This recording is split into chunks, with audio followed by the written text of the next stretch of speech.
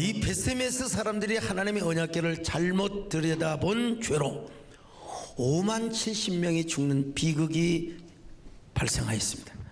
그래서 베세메스 사람들은 자기들이 하나님의 언약궤를 도저히 감당할 수 없다 그렇게 생각해서 기럇 여아림으로 언약궤를 보냈습니다. 기럇 여아림이란 말은 무슨 말이냐? 숲들의 집 혹은 숲속의 동네라는 뜻입니다. 자, 이 기럇 여아림은 바알레 유다라고 부르기도 했습니다. 자, 사무엘하 6장 2절입니다. 시작. 다윗이 일어나 자기와 함께 있는 모든 사람과 더불어 바알레 유다로 가서 거기서 하나님의 궤를 메우려 하니. 근데 사실 이것은요, 그 신적인 미신적인 신앙과 관계가 되어 있는 지역이라고 할 수 있습니다. 여러 신들을 잘 섬길 수 있는 마땅한 장소라고 하는 거죠. 왜냐하면 그 고대 근동에는 고산 숭배 사상이 있었어요. 그래서 이 기럇 여아림은 지금도 보존이 되어 있는데 높은 언덕 위에 숲들의 동네로 지금 보존이 되어 있는데요. 이 고산 숭배 사상과 굉장히 밀접하게 연결되어 있는 지역이라고 할 수 있습니다. 높은 언덕에 울창한 숲이 있거든요. 그래서 이스라엘에서도 이런 곳에다 뭘 지었어요? 산당을 지어놓고 이방신을 섬겼습니다. 기럇 여아림이 바로 이런 곳이었습니다. 우리식으로 말하면 성황당 같은 거. 이스라엘 백성들이 얼마나 성소권을 무시했으면 바알레 유다라고 하는 곳에 하나님의 언약궤를 맡겨 놓았겠습니까? 라피들의 전통에 의하면 거기 기럇 여아림 마을의 최대 우두머리가 누구냐? 아미나답. 성경에 나와 있죠. 아미나답.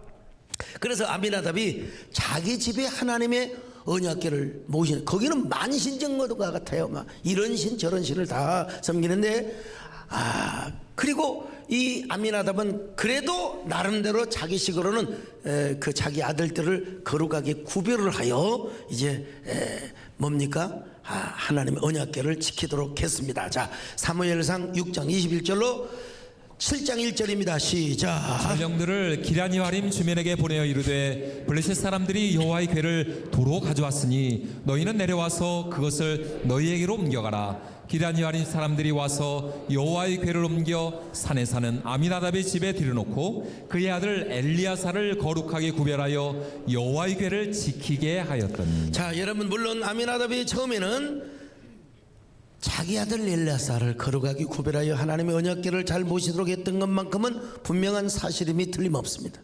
그러나 아미나답은 레위인이 아니라는 사실을 아셔야 됩니다.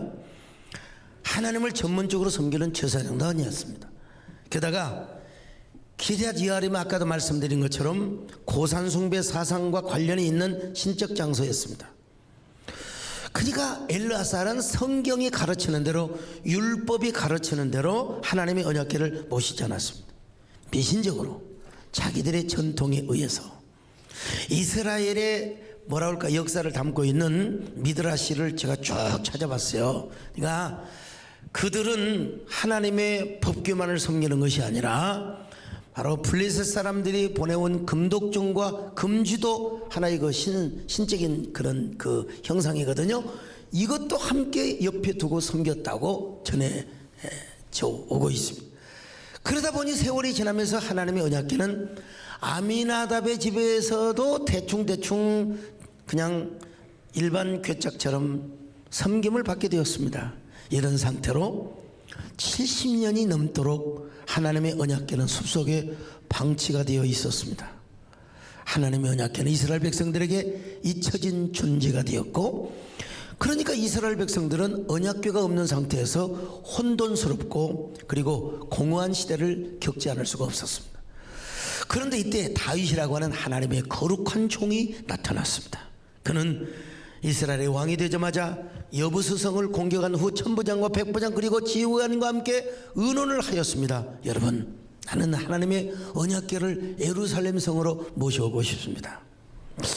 여러분들이 동의해 주시고 좋게 여겨 주신다면 이스라엘의 모든 그 사람들을 동원해서 내가 하나님의 언약궤를 모셔오겠습니다. 자, 역대상 13장 1절로 3절입니다. 시작. 다윗이 천부장과 백부장 곧 모든 지휘관과 더불어 의논하고 다윗이 이스라엘의 온 회중에게 이르되 만일 너희가 좋게 여기고 또 우리의 하나님 여호와께로 말미암았으면 우리가 이스라엘 온 땅에 남아있는 우리 형제와 또 초원이 딸린 성읍에 사는 제사장과 레위 사람에게 전령을 보내 그들을 우리에게로 모이게 하고 우리가 우리 하나님의 궤를 우리에게로 옮겨오자. 사울 때는 우리가 궤 앞에서 묻지 아니하였느니라 하매.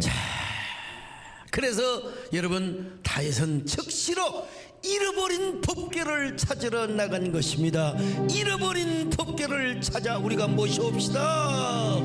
잃어버린 법궤를 찾아 모셔와 주님의 약속을 기억하라. 잃어버린 법궤를 찾아 모셔와 주께 맹세한 것 기억하라. 사모하는 법궤를 찾아 노래해 주님의 은혜를 사모하라. 사모하는 법궤를 모셔 춤을 춰 주님의 영광을 높이어라. 너의 사모함을 주께 가져와 너의 모든 삶의 축복 넘치리. 너의 간절함을 주께 가져와 주의 강한 손 너를 일으키라. 사모하는 법궤를 찾았어. 사모하는 소망을 찾았어. 사모하는 은혜를 찾았어. 사모하는 약속을 찾았어. 사모하는 법궤를 모셔서 우린 찬양해야 해.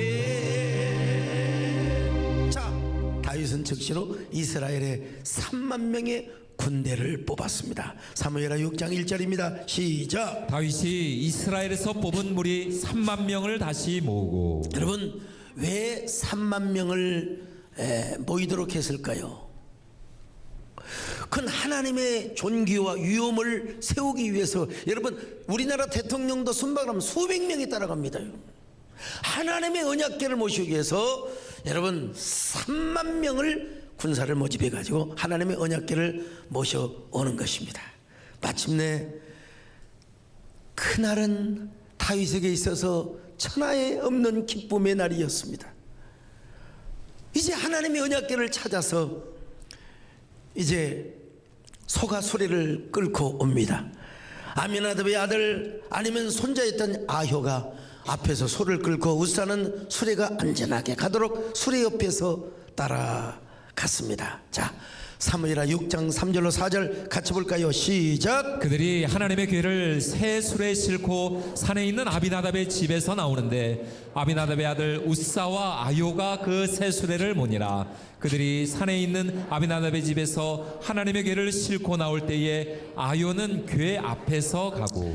아들인지 손자인지 저도 잘 몰라요. 이 벤이라고 하는 거는 아들도 될 수 있고 손자도 될 수 있는데 70년 이상 동안 있는 걸로 보아서 아마 손자일 가능성이 농후하다, 그렇게 어쨌든 여겨집니다만은 어쨌든 아요가 앞에서 소를 끌고 우사는 수레 옆에서 따라갔습니다.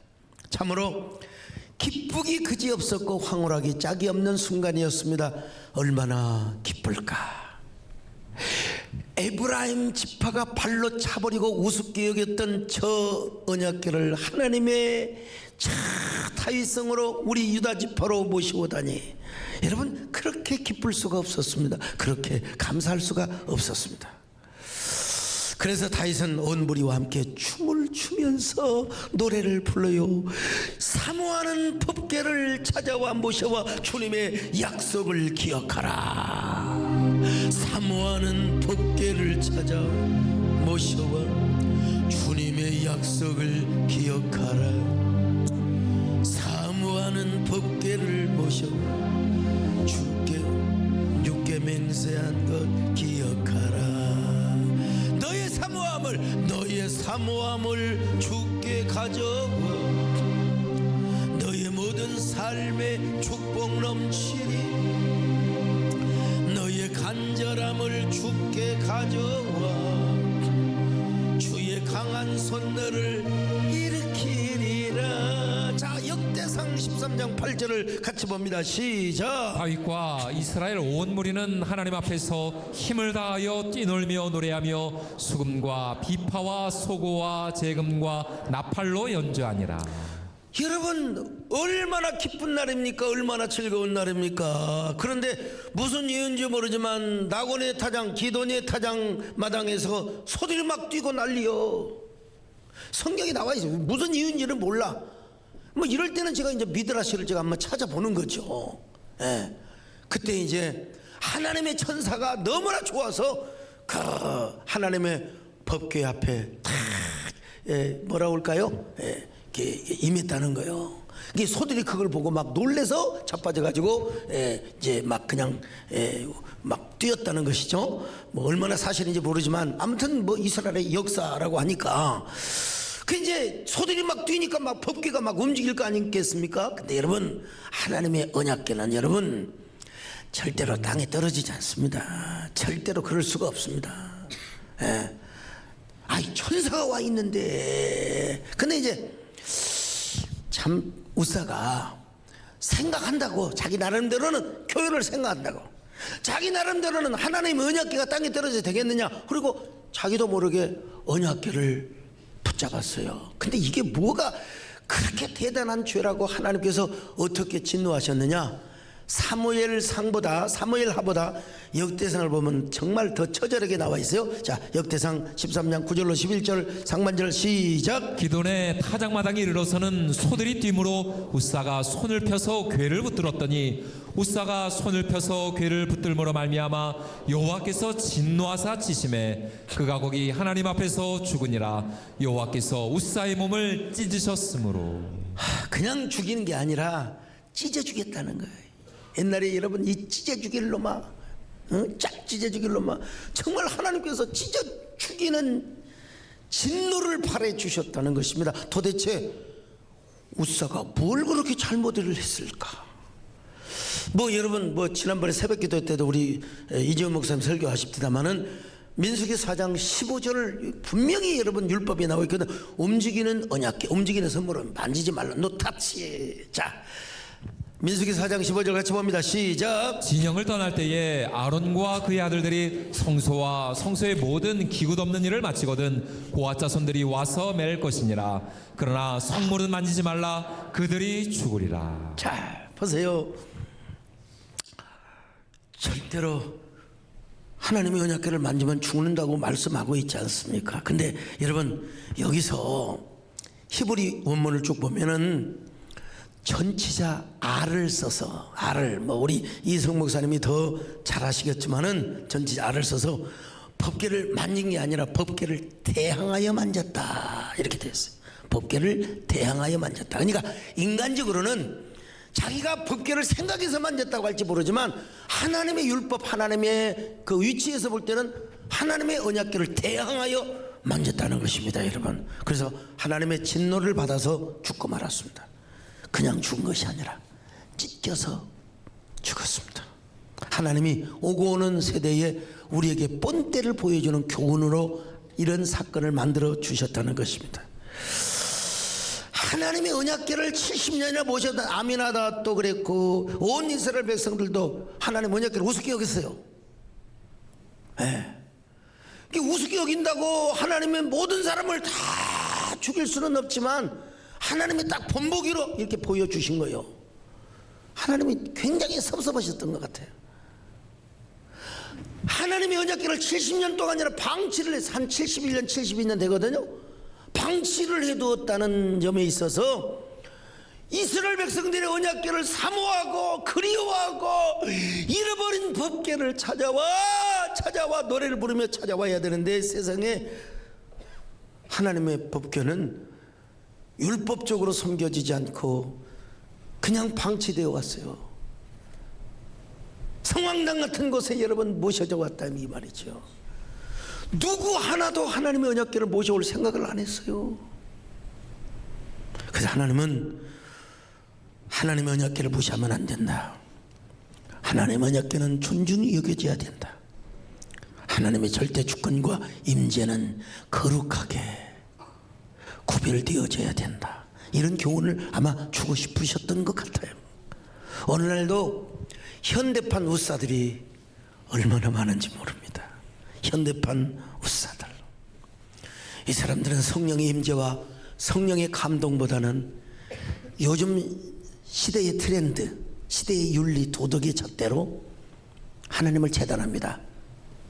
성경도 마찬가지. 어떤 요즘요 신학자들 가운데 지옥을 부인하는 신학자들이 있어요. 우리 하나님이 어떻게 지옥을 만들어 놓을 수 있겠느냐. 그건 자기 생각이죠. 분명히 성경은 뭐라고 말합니까? 구더기까지도 여러분 그 불태우 유황불에 태움을 받는 그 끊임없는 고통이 어디요? 지옥이라고 했는데 신학자들 가운데 나도 우리나라에서 봤어요. 분명히 신과대 교수인데 하나님이 어떻게 사랑의 하나님께서 지옥을 만들어 놓으셨겠습니까? 오늘날 사도 바울이 성령을 썼다면 지옥은 없다고 할 것입니다. 나 참 아이고 그래서 예수 똑바로 믿으시오. 교수면 뭐합니까? 성경대로 믿어야지요 라고 막 나무라려고 하다가 성경 여기에 이런 말씀이 있지 않습니까? 근데 예수님은 그런 말씀을 해도 바울은 그런 말을 안 했다는 거예요. 참 기가 막힌 얘기죠. 이성 목사 그 논문 한번 쓰세요. 한번요. 참 나 교수 이름까지 내가 나중에 가르쳐 줄 테니까. 여러분 오늘 현대판 우사가 되어서는 절대로 안 됩니다. 자기가 기준이 되어가지고 복음이 기준이 아니요 말씀이 기준이 아니요 자기가 마음대로 교회를 끌고 가요. 이리저리 교회 옮겨다니면서 막 자기가 교회를 막 끌고 가려고 한다니까. 막 그냥 참 그러면서 마음속에는 막 그냥 성령의 감동보다는 막 분노와 증오와 그리고 미움이 막 가득해. 막 여러분 현대판 오사가 되어서는 절대로 안 됩니다. 이것을 목격한 다윗이가 얼마나 놀래버리죠. 후두루들 떨어버렸어요. 여러분 다윗이가 하나님의 사람이 아니었고 욕망의 사람이었다면 그는 그래도 하나님 언약궤를 모시고 갔을 거예요. 근데 여러분 하나님의 사람은 하나님의 임재와 사건 앞에 두려움을 갖게 됩니다. 두려워요. 우리가 왜 죄를 못 짓습니까? 두려워서 못 짓는 거예요. 두려워서요.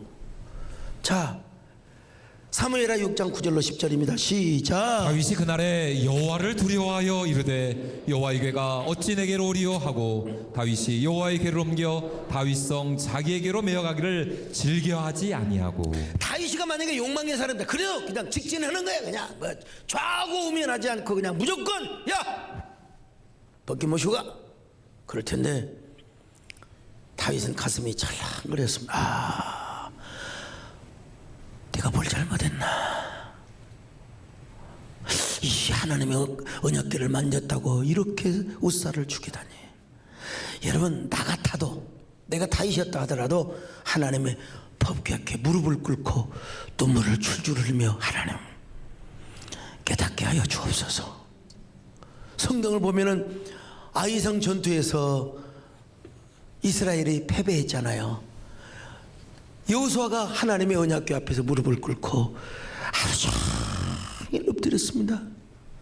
주님 깨닫게 하여 주옵소서.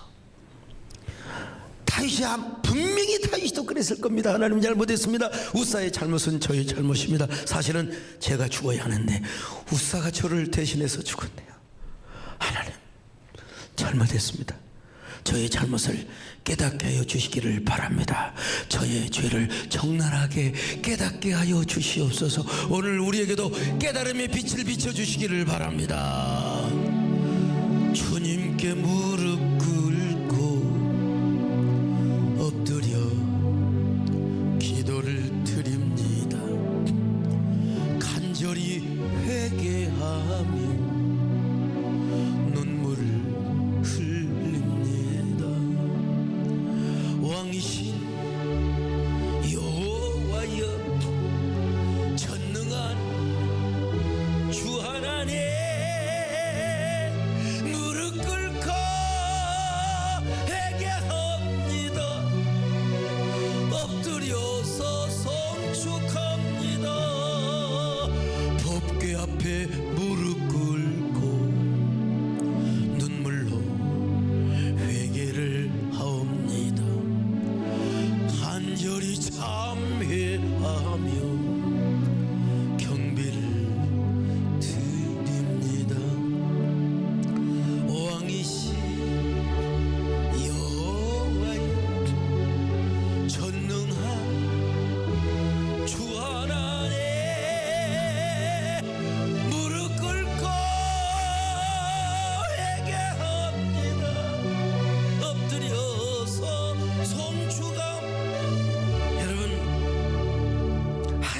하나님께서는 무릎 꿇는 자에게 깨닫는 은혜를 주십니다. 여러분요, 잘났다고 교만하고 말이요 아무것도 아닌 척 없는 사람은 깨달음을 주지 않아요.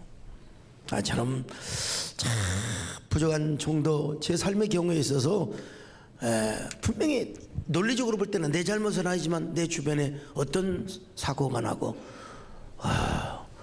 어떤 일들이 생기면 나부터 하나님 앞에 무릎을 꿇어요. 혹시라도 하나님, 나와 연관된 적은 없습니까? 그리고 나서 하나님께서 깨달음을 주시면 하나님 깨달음을 주셔서 감사합니다. 이 깨달음을 붙잡고 하나님께 기도하는 거예요. 다윗도 여러분 그랬을 겁니다. 분명히 우사의 사건을 통해서 얼마나 자신이 허물이 많았던 사람인가. 진짜 하나님을 사랑했어. 누구보다도 하나님을 사랑했는데 우사의 사건 앞에서, 법궤 앞에서 무릎을 꿇고 보니까 자신에게 너무나 허물이 많았다는 사실을 깨달았어요. 도대체 다윗은 뭘 깨달았을까? 어떤 잘못을 저질렀을까? 자, 성경적으로 한번 쫙 설명은 안 하지만 성경적으로 한번 합리적 추측, 또 성경적 추측을 한번 해볼 수가 있어요. 저처럼 법궤를 모시는 일에 자기도 모르게 불순한 동기가 약간은 들어갔다고 볼 수 있어요. 자, 사무엘하 6장 1절입니다. 시작. 다윗이 이스라엘에서 뽑은 무리 3만 명을 다시 모으고. 여러분 3만 명을 그냥 모인 게 아니라 다시 모였다. 다시라는 말을 여러분 우리가 주목해야 됩니다. 분명히 다윗이가 하나님의 영광과 권위를 위해서 3만 명을 대동을 했어요. 근데 그 전에도 3만 명을 대동했던 적이 있단 말이요. 분명히 있단 말이에요. 이거는 성경에 자세하게 나오지 않지만 학자들이 그렇게 추정을 합니다. 두 가지로 추정하는데, 만약을 대비해서 블레셋과 기럇 여아림이 가까우니까 블레셋 놈들이 기습 공격을 하든지 어쩐다든지 할 때 그들을 대비하기 위해서 했을 것이라는 추측이 있는가 하면 더 제가 보기에는 더 성경적인 추측이 가능합니다. 다윗이 대관식을 할 때, 우리나라도 여러분 대통령 취임식을 하면 보통 한 3만 명, 2만 5천 명, 3만 명 모입니다. 아마 대관식을 하고 자기가 여러분 왕위에서 즉위를 할 때 3만 명을 모았지 않았을까. 그러니까 언젠가 이 사건 이전에 3만 명을 모이게 하는 어떤 축제가 있었어요. 그것은 아마 모르긴 몰라도 틀림없이 다윗 왕이 즉위를 할 때 3만 명을 모아놓고 했다는 추측입니다. 저는 후자가 좀 더 성경적이라고 추측을 하는데요. 물론 다윗이 하나님의 언약궤를 사모했던 건 분명해요. 정말로 하나님을 사모했던 것은 분명합니다, 여러분. 그런데 성경을 조금 더 다시 면밀하게 들여다보면은 다윗이 처음에 법궤를 모시려고 올 때는 레위인과 제사장과 의논하지 않았어요. 누가 의논했느냐? 영적 지도자들과 의논하지 않고 오히려 천부장, 백부장 및 지휘관들과 의논을 하였습니다. 백성들과 의논을 했습니다. 이게 나쁘단 말은 아닙니다, 여러분. 법궤를 모셔올 때도 영적인 면보다는 약간의 뭐라고 할까요? 영적인 면이 더 많았지만 그래도 대중적이고 포퓰리즘의 측면이 조금은 있었지 않느냐. 자, 역대상 13장 1절로 3절입니다. 시작. 다윗이 천부장과 백부장 곧 모든 지휘관과 더불어 의논하고 다윗이 이스라엘의 온 회중에게 이르되 만일 너희가 좋게 여기고 또 우리의 하나님 여호와께로 말미암았으면 우리가 이스라엘 온 땅에 남아있는 우리 형제와 또 초원이 딸린 성읍에 사는 제사장과 레위 사람에게 전령을 보내 그들을 우리에게로 모이게 하고. 자, 보세요. 레위 사람들에게는 일방적으로 명령을 하고 천부장, 백부장, 지휘관들과 의논을 하였습니다.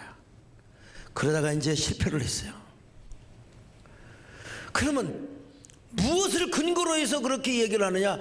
이 다음 성경 구절을 보면은 실패를 하고 나서 이제 레위인과 제사장들을 모아놓고 우리가 어떻게 하나님의 언약궤를 모셔와야 되겠느냐, 그때 비로소 영적 지도자들과 의논을 합니다. 자, 15장 11절로 13절을 같이 봅니다. 시작. 다윗이 제사장 사독과 아비아다를 부르고 또 레위 사람 우리엘과 아사야와 요엘과 스마야와 엘리엘과 암미다다 불러 그들에게 이르되 너희는 레위 사람의 지도자이니 너희와 너희 형제는 몸을 성결하게 하고 내가 마련한 곳으로 이스라엘의 하나님 여호와의 궤를 메어 올리라. 전에는 너희가 매지 아니하였으므로 우리 하나님 여호와께서 우리를 찢으셨으니 이는 우리가 규례대로 그에게 구하지 아니하였음이라. 여러분, 본인이 고백하잖아요. 우리가 하나님의 율법대로 하지 않아서 우리가 이렇게 하나님이 찢김을 당하여 두고 있다. 여러분, 찢김을 당해 죽은 사람은 요사였지만 그러나 다윗이 마음이 찢겨 죽임 당하는 것과 똑같은 그런 아이덴티피케이션을 느꼈다 이 말이죠. 그래서 법궤를 탁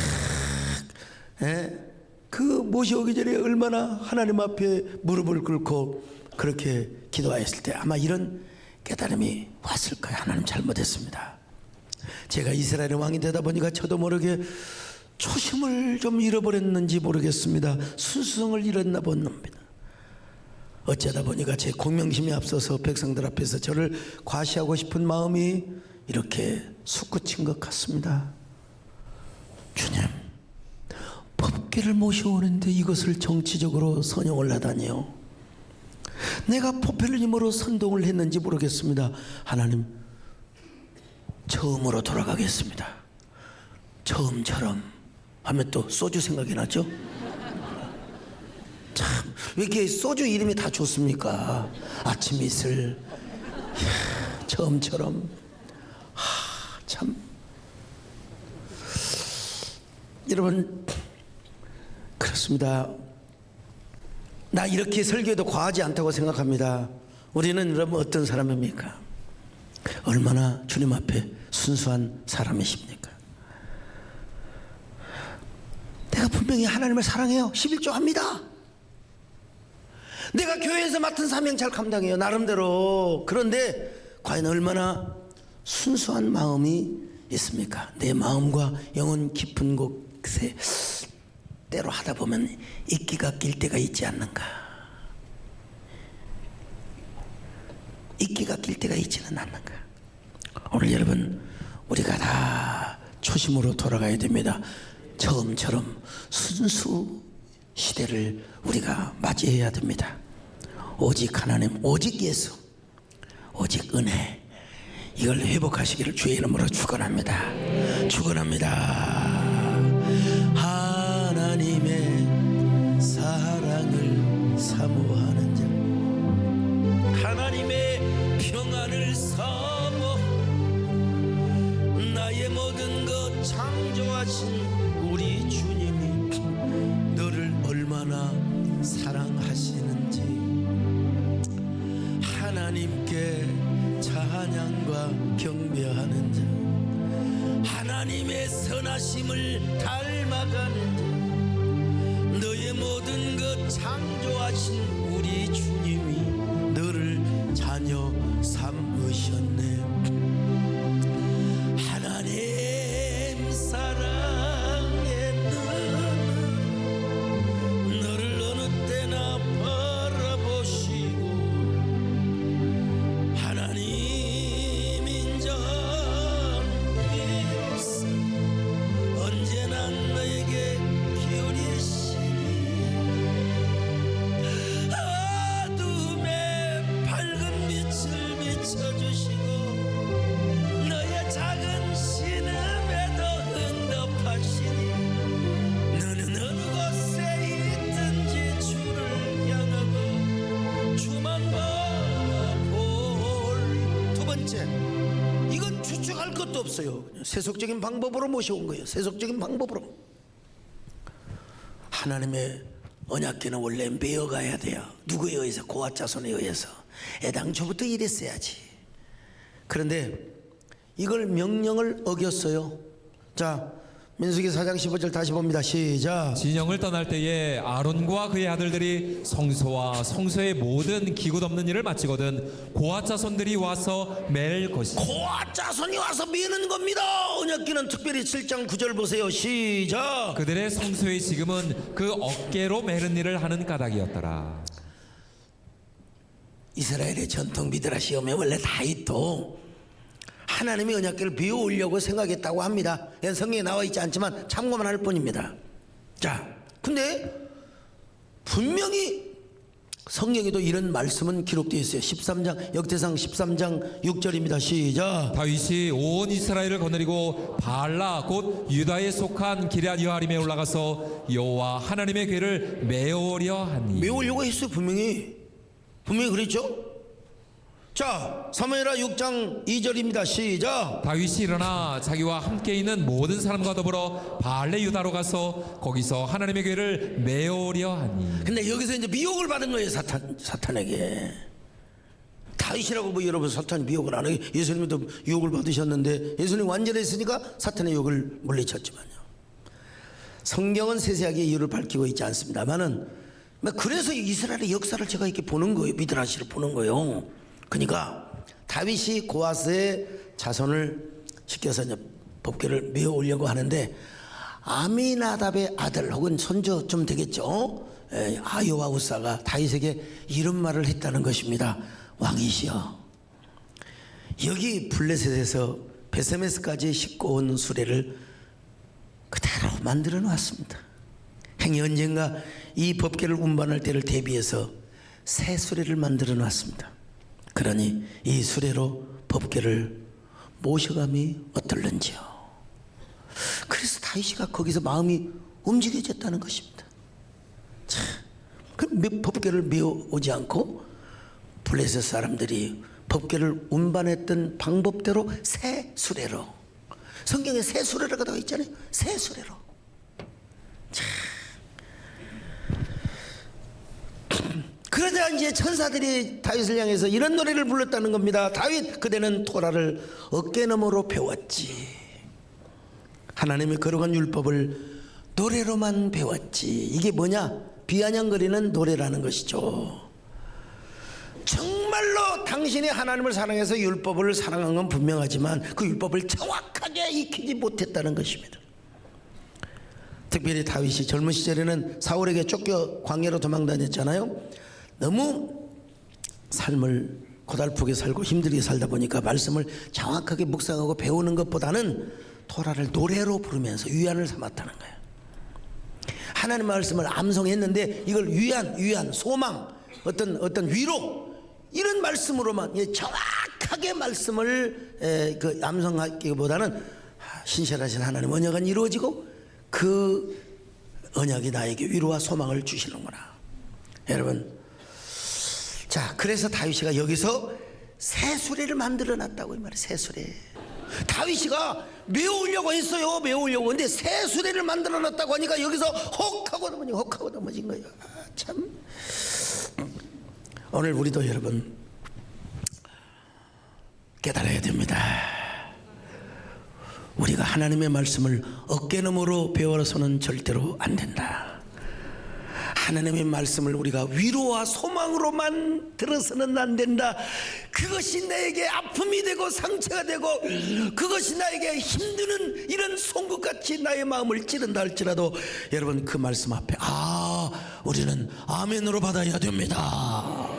다윗이가 그렇게 그냥 하나님 말씀을 노래로만 부르고 그냥 너무 그냥 위로로만 듣다가 외우다 보니까 큰 코를 다치게 되었다는 사실을 우리가 알아야 돼요. 세 번째, 다윗은 열정이 앞섰지만 법궤를 편히 안치할 곳도 마련하지 못한 것 같습니다. 이것도 성경적 추측인데요. 자, 역대상 15장 1절입니다. 시작. 다윗이 다윗성에서 하나님의 궤를 둘 곳을 마련하고 그것을 위하여 장막을 치고. 그 전에는 그냥 무조건 하나님 언약궤부터 모셔오려고 그랬어요. 13장에서는 이런 말이 없어요.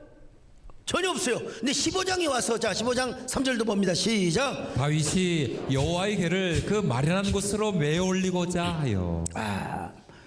그러니까 하나님의 언약궤를 모셔올 장소와 천막까지 쳐놨다 이 말입니다. 텐트까지 쳐놨다 이 말이죠. 그리고 하나님의 언약궤를 모셔오려고 했어요. 근데 처음에는 너무 그냥 하나님의 언약궤를 사모한 나머지 에브라임 지파가 발로 차버린 저 언약궤를 내가 가져와야지, 뺏기지 말아야지, 뺏기지 말아야지 그러면서 그냥 열정만 앞섰던 거예요. 그냥 하나님의 언약궤를 내가 가져와야지 열정만 앞섰어요.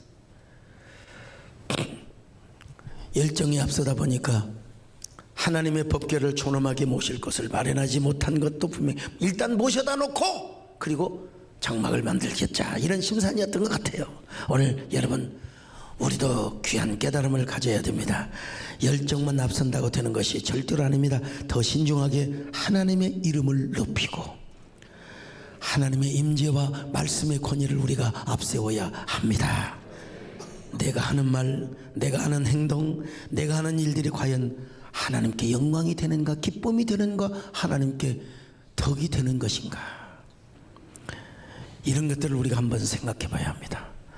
나는 옳은 일을 하고 의로운 일만 한다고 하지만 이것이 내게 진짜 내가 한 말이 하나님께 덕이 되고 내가 한 말이 하나님께 영광이 될 수 있는가, 그리고 내 신앙의 동기들, 신앙의 모든 것들에게 덕이 될 수 있단 말인가. 자, 잘못하면 말씀에 무지를 하면은 우리가 하나님의 일을 그르칠 수가 있어요. 로마서 10장 2절을 보시겠습니다. 시작. 내가 증언하노니 그들이 하나님께 열심히 있으나 올바른 지식을 따른 것이 아니니라. 사도 바울도 옛날에 열심을 있었지만 올바른 지식을 가지고 있지 않았다는 거예요. 여러분, 우리는 말씀을 바로 알고 하나님의 입장에서 먼저 생각하시기를 바랍니다. 내 생각보다 중요한 것이 하나님의 생각이라는 사실을 깨달으시기를 바랍니다. 나보다 하나님의 영광과 기쁘심을 생각해야 됩니다. 여러분, 그런 저와 여러분 되시기를 주님의 이름으로 축원합니다. 그래서 생각해보는 주제이기도 하지만 하나님 중심이 분명히 있었던 건 사실이요. 그런데 자기 중심이 조금 앞설 수도 있었다는 이런 성경적 합리적 추측을 해봅니다. 다윗은 하나님의 법궤를 모셔올 때 힘을 다해 춤을 추고 악기를 연주하도록 했습니다. 이때 연주했던 악기가 무엇인 줄 아십니까? 주로 잣나무로 만든 여러 가지 악기, 수금과 비파와 소고와 양금과 재금으로 연주. 뭐 꼭 나쁘다는 건 아니요.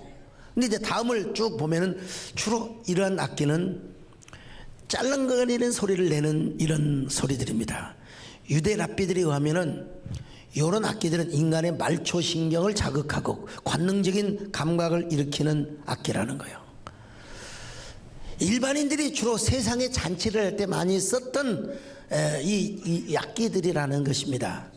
근데 나중에 두 번째 언약궤를 다윗상으로 모실 때 재금을 치긴 쳤지만 현악기인 비파와 수금을 연주를 많이 했습니다. 자, 사무엘하 6장 15절 같이 봅니다. 시작. 다윗과 온 이스라엘 족속이 즐거이 환호하며 나팔을 불고 여호와의 궤를 메어오니라. 역대상 15장 28절입니다. 시작. 이스라엘 무리는 크게 부르며 뿔나팔과 나팔을 불며 재금을 치며 비파와 수금을 힘있게 타며 여호와의 언약궤를 메어오니라.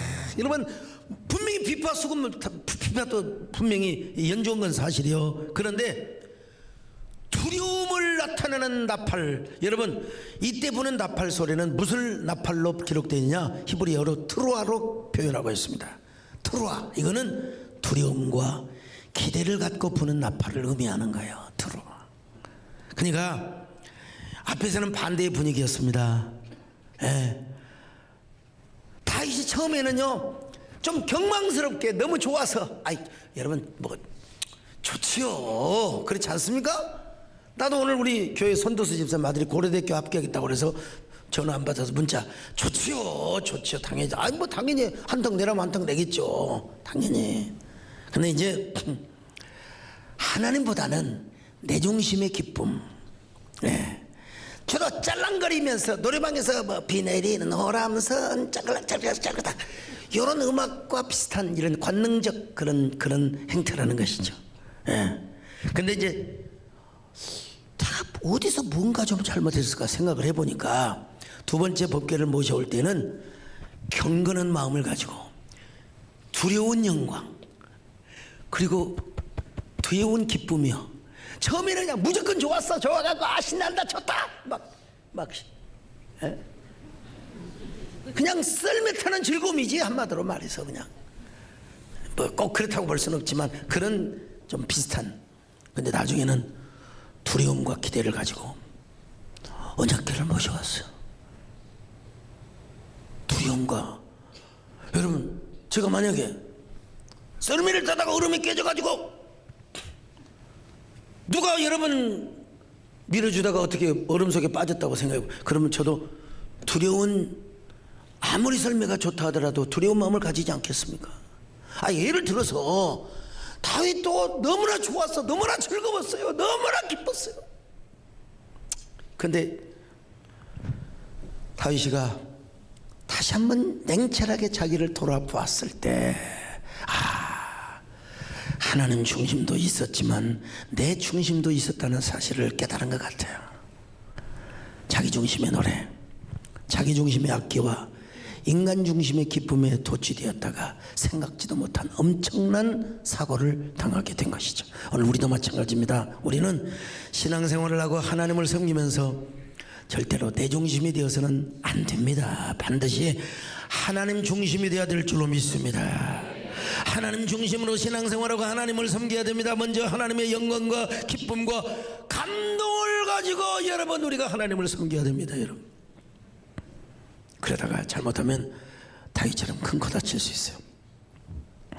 다윗이가 하나님의 법궤 앞에 무릎을 꿇고 이러한 자신의 부족함과 잘못을 깨달았을 겁니다. 그래서 다윗은 스스로 분노하였습니다. 분노하였어요.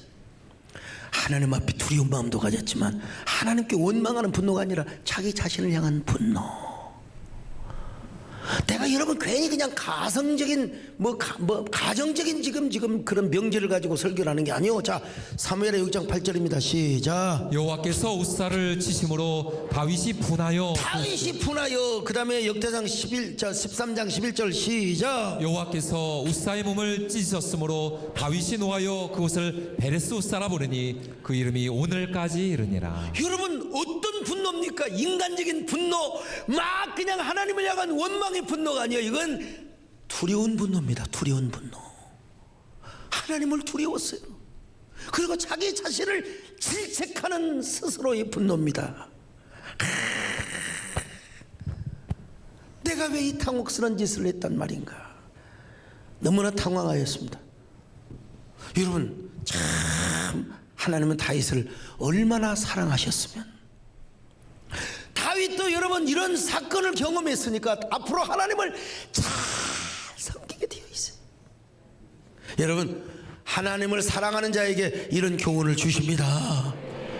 여러분 이런 거 여러분 절대로 경험할 필요도 없어. 오늘 말씀을 통하여 하나님의 거룩한 이러한 그 교훈을 깨달을 수 있기를 바랍니다. 하나님의 언약궤는 두려운 마음으로 섬겨야 된다. 언약궤가 뭐예요? 말씀이고 성령의 임재고 하나님의 오늘날 교회죠. 하나님께 두렵고 떨리는 마음과 분노하는 마음이 자기 자신을 당혹하게 만들었어요. 그래서 이제 이러지도 못하고 저러지도 못하고. 여러분 이런 상태에서 하나님의 언약궤를 모셔간다는 것도 즐거운 일이 아닙니다. 그렇다고 기럇 여아림으로 리턴시킬 수가 없잖아요. 기럇 여아림으로 다시 물리치다, 이거 말도 안 되는 거예요. 그렇다고 지금 사람이 죽었는데 지금 여러분 그렇다고 무조건 하나님은 이제 고아쳐서 매여, 그러기도 좀 깨름직합니다. 하나님 앞에 그러기도 여러분 깨름직해요. 더구나 그 상황에서 모든 사람들이 하나님의 법궤를 두려워하거나 부담스럽게 생각할 수가 있어요. 어느 누구도 하나님의 언약궤 앞에 가까이 다가갈 용기를 갖지 못하고 있는 상태였습니다. 그런 다윗의 마음은 얼마나 답답하고 얼마나 죽을 지경이었겠습니까? 미치는 일이죠. 정말 미치는 일이죠. 그런데 이때 다윗의 마음을 능히 위로해주고 도전을 주는 한 사람이 나타났습니다. 그가 누굽니까? 여러분 잘 알지요. 오벳 에돔,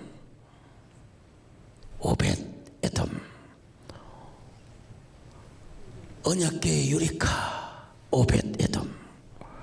다윗은 이 오벳 에돔으로부터 충만한 위로와 격려 그리고 도전을 받았습니다. 그리고 다시 심기일전하여 하나님의 언약궤를 모셔오게 되죠. 여러분, 어떤 과정을 거쳐서 하나님의 언약궤를 모셔올까요?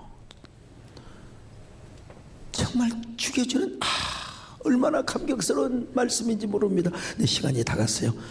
말씀 다음 시간 기대하시기를 바라겠습니다. 우리 모두 우리 마음에 잃어버린 언약궤, 우리의 삶 속에서 잃어버린 언약궤, 방치되어 있는 언약궤 하나님 다시 찾아오게 하여 주시옵소서. 아멘.